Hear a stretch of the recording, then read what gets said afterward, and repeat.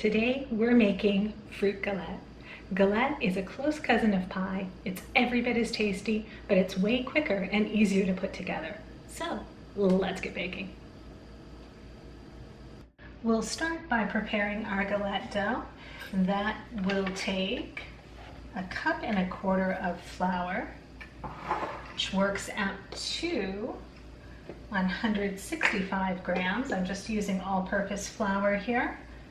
You can mix in a little bit of whole wheat flour, or you can use a gluten-free blend if you'd like. There we go. To that, we will add 1/4 teaspoon of salt, 1.5 teaspoons of regular old granulated sugar. And we're going to give that a quick little mix with pastry blender. You can definitely make this in a food processor instead if you'd like. You can do this with a couple of knives if you don't have a pastry blender, but if you don't have a pastry blender, they come in handy for making guacamole and egg salad and all kinds of stuff. All right. So now we're going to put a stick of butter. This is cold butter. I have cut it into little cubes. I just run the knife lengthwise and then back again. Real quick, nothing too precious about that. But we're going to try to get all that in here relatively quickly. If you're working in a real hot kitchen, you might want to put your bowl back into the refrigerator every now and again if things get warm quickly. But this is just going to get worked over with the pastry blender until the largest bits of butter are about the size of a lentil or a small pea, and other bits are looking a bit sandier. So I'll give us a few minutes with the pastry blender and show you what that looks like. All right, I think my butter is cut into the flour pretty well. Let's get those last bits of butter out of the pastry blender.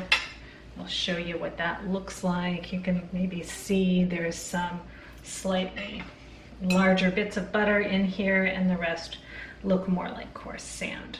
All right, so I'm going to use this fork and sort of spread this out across the bowl, and then we're going to add to it a little bit of plain yogurt.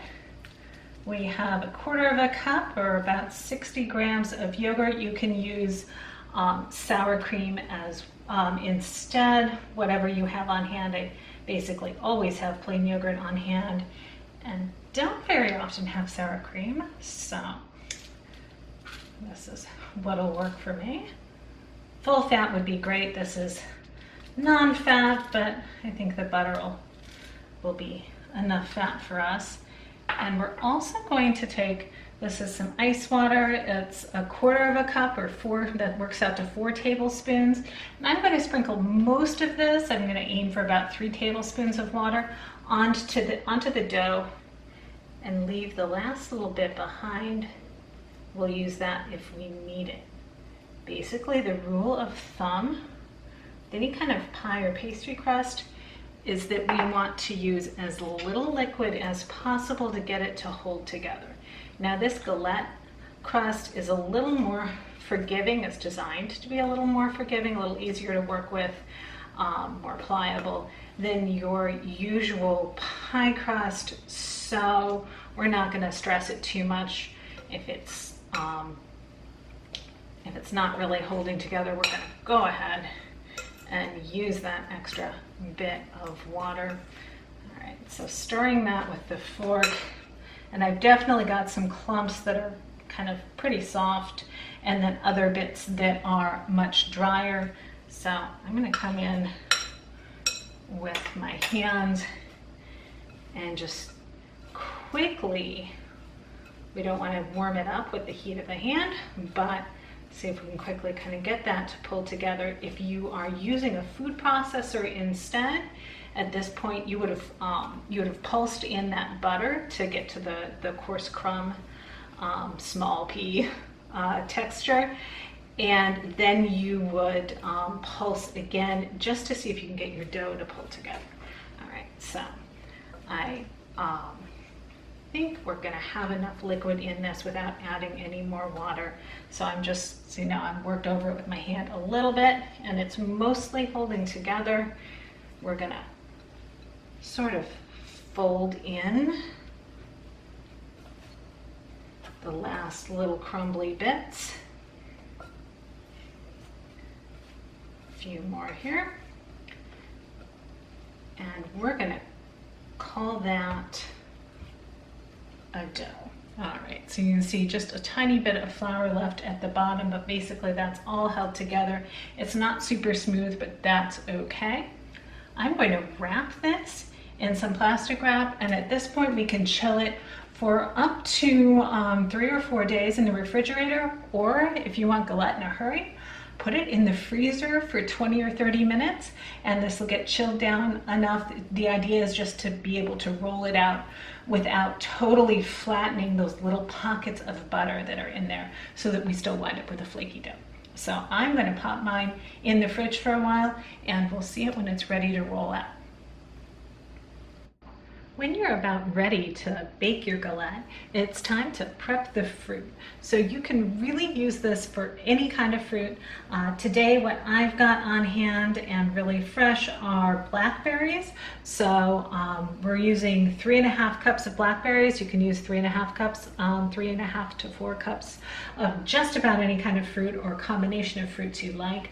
Depending on the type of fruit, you might want to slice that finer or not so much so. So like apples, you're going to want to cut those into fairly thin pieces or smaller chunks.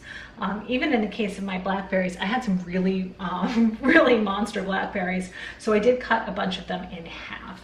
To my fruit, I'm going to add a 1/4 cup of sugar. That works out to 50 grams. There's my 1/4 cup. A sprinkle of cornstarch. You can use flour, but cornstarch or like tapioca flour typically work a little bit better as a thickener. So I'm going to use about a tablespoon, depending on the type of fruit you're using and kind of how much it thickens as it cooks, or how juicy it is as it cooks. You'll want to use a little bit more or less. I can put some suggestions in the description. All right, and I'm just going to kind of nudge that around a little bit, just so that the cornstarch doesn't wind up all in one place. And before I add one other thing, which is lemon juice. That is optional. You don't have to do the lemon juice. Again, it depends on how juicy your fruit is. You could do lime instead, or orange even. You could also add the zest of whatever citrus you use, if you use any, into the filling or even into your crust if you were so inclined. All right, but I have the juice of about half a lemon, and I'm just gonna, now that I've kind of worked that cornstarch in a little bit, I'm just gonna pour that over the top like so. We're gonna give this another stir. Nothing too wild about it. And I'm gonna leave that aside just to kind of let some more of those juices come out and those flavors settle in together while we roll out the dough. And here we are with our galette dough. I'm going to unwrap it, of course. And we're gonna flour the counter here.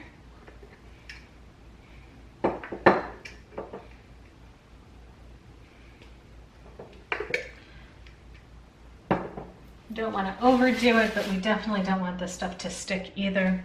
All right, so you may be able to see it's a little bit mottled. You can still see the bits of, some bits of butter here. That's what we want. We don't want it to be so completely mixed that there are no pockets of butter to make the flakiness in the dough. And we're just gonna roll this out, slide some more flour underneath as we go along.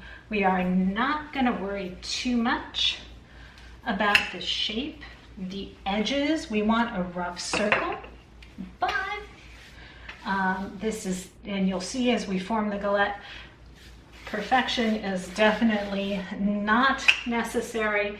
It's not even the goal here. All right, this is a much more rustic looking thing.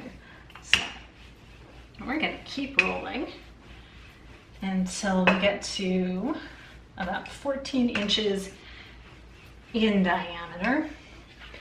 And I have gone ahead and preheated my oven to 400 degrees. And over here I have a parchment lined baking sheet. You can use a silicone mat. You don't really need the parchment, but it sometimes makes things a little bit easier.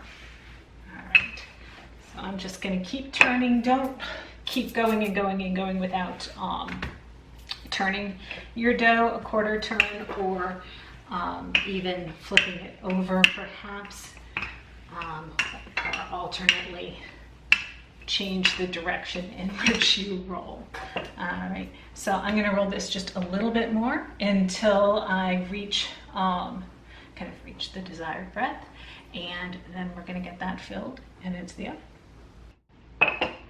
All right, it is by my measure. I'm using the measurements on my bench scraper, which is handy, but totally not necessary. This comes out to, yeah, about 14 inches or so. Obviously, this is not a uniform circle. We're not going to trim that. We're not going to worry about that. But we will do one thing before we attempt to move this. We're not going to worry about it if it kind of cracks a little bit here and there, but we want to make sure it doesn't, you know, rip in half. So I'm going to slide that bench scraper, or if you have a big spatula or kind of a long flat knife, something like that, I'm going to kind of slide that around underneath to make sure it's not stuck anywhere, because then the next thing I'm going to do is transfer it to my baking sheet before we start filling. So a couple ways to do that. You can, some people roll it back over the rolling pin. Some people are just really quick with their hands and kind of pick it up like that. I tend to like to fold mine in quarters and then plunk it back down and unfold it. And yes, it may very well overhang your baking sheet, but that's okay because we're going to be folding these edges in.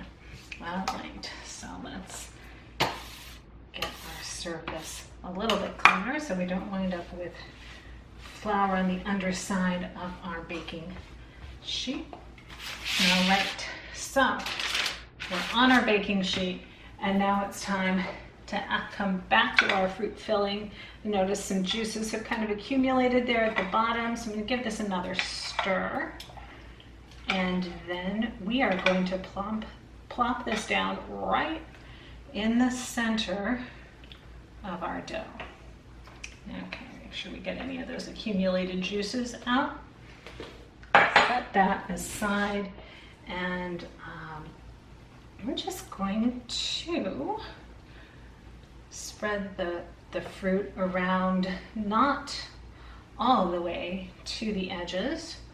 And nudge some of that juice back over to this side here. We want to leave a few inches, like 2 or 3 inches, around the, I guess, a border. And the reason we're going to do that is that we'll now start to fold the edges over. This is also why we really didn't care if this was a perfect circle. This is meant to be rustic. And guess what? It's actually going to look pretty cute when we're done. So I'm going to start folding the edges over And you can kind of pleat them a little bit. So if you see what I'm doing here with my hands, just sort of crimp them over. You can attempt to get super fancy with that, but it's really not necessary. And we're not trying to close this in all the way either. We are going to be leaving the center of it open. So don't worry about that. All right, just kind of keep folding the edges over like so. Get a little bit of berry on the edge. Oh, well. All right. And there we go. So that's what mine looks like. Now we can stick this right in the oven exactly as it is, but I do like to add one more touch to it. I'm going to give it a little wash with milk. Egg will give you a darker color, but I really didn't want to do egg wash just because it's gonna use not very much of an egg, and I guess I could scramble it later, but I don't feel like messing with it right now. I'm going to chuck that little bit of pie crust under the edge. So I'm going to just brush my pastry with milk instead. Heavy cream is great for this if you have it on hand. I've got whole milk on hand, and that's as close as I'm going to get today. So a little bit of milk along here, and then even if you don't do the wash, this other step you'll want to do anyhow, and that is to sprinkle your galette with some sanding sugar, or call it demerara sugar, sugar in the raw, whatever you want to call it. So I'm going to take maybe altogether, it'll be about a tablespoon of sugar. I'm just going to sprinkle that pretty liberally onto the pastry dough, and we can get that right on the fruit on top as well. If you want a lower sugar galette, you can definitely use less sugar in the pastry and less sugar mixed in with your fruit, but I would definitely say to keep this step if you have this stuff on hand especially, or visit a coffee shop and come away with a few packets. That would do the trick too. All right, now it is ready for our 400-degree oven. We'll be baking this guy for somewhere between 30 and 35 minutes until the fruit is nice and bubbly and the crust is golden brown. If you use egg wash, it's going to be a little darker than golden brown. That's fine. All right, so we'll see this guy when he's done. Our galette is out of the oven. After 30 minutes of baking time, the crust is nice and golden. The juices are bubbling, and there's only one step left, and that, my friends, is to wait for it to cool so we can slice into it. We hope you give this a try, and you check back every Friday at 4 o'clock for a new recipe.